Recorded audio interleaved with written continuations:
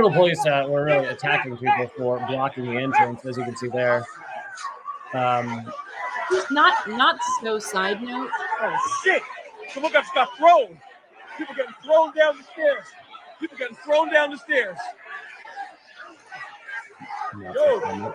Well, I don't want to talk about that.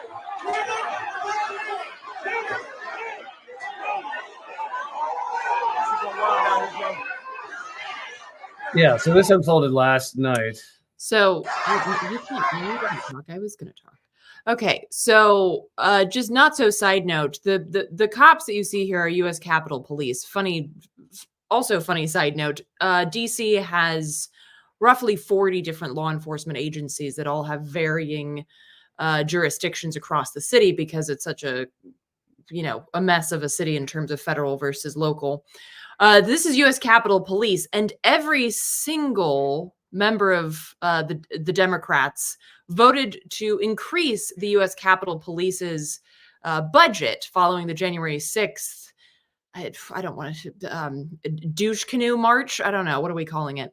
And so the people you see ripping arms out of sockets and the like there, that is thanks to your tax dollars giving the U.S. Capitol Police more money with which to pull joints out of sockets. So there you go, friends.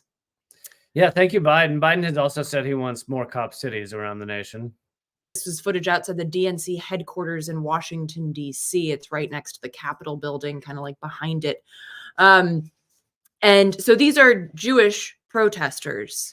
Meanwhile, the Democrats, in their continued show of how not anti-Semitic they are, invited a guy who called Hitler a half-breed Jew to a protest in Washington for Israel on November 14th. So I just want everybody to sit with that contradiction for a second as we move along the show. Take that in and just try and marinate process in that for a second. This is at the Bay Bridge in San Francisco, where Biden is right now because of the meeting with President Xi. And they have shut down that bridge, which is pretty incredible. And so here's video of that going on. And, if you want to talk for a second about why this is effective, because I remember when it comes to climate actions, people often go, well, it's not fair. You're stopping someone from getting to their job. But, especially with something like this, it's like a genocide is going on. And I'm sorry if you were late to work. To quote a good friend of mine, Scott Crow, he said, we're not a church. We're not looking to convert people. The point is to show that, yeah, this is really inconvenient. How do you think the people being genocided feel? Or if it's Black Lives Matter, how do you think that the Black people being gunned down by cops feel? The point is not to be like, hey, excuse me, can I borrow a moment of your time? That's not what these type of actions are for. These type of actions are supposed to disrupt the typical day-to-day because there's nothing that should be typical in day-to-day about an ongoing genocide. So the point of this is to highlight how unacceptable the moment that we're living in is. And so moments like these are really, really powerful because even if people that are stuck in traffic are like, oh, F these people, it's like they are still forced to look. And so much of this has been, people sharing images of like, don't look away, do not look away from Gaza. So this is one of those moments where you are forcing people to interact with this issue.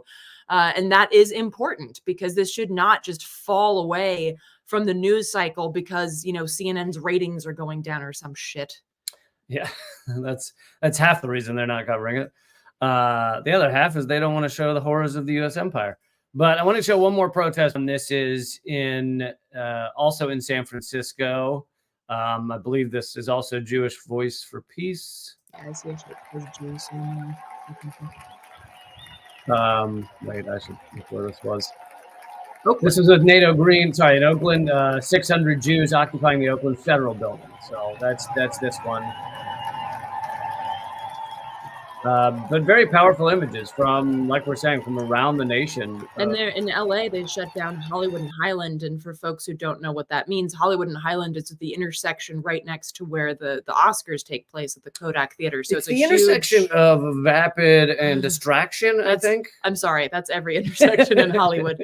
But it's a very, very, like, I used to hate driving around that area because it's always like a mess of tourists, and it's just like it's a mess. So there's always a lot of people. So that was really amazing that they shut down that intersection with the same messaging, ceasefire, and I believe Jewish Voice for Peace was also a part of that. So really incredible actions throughout the country.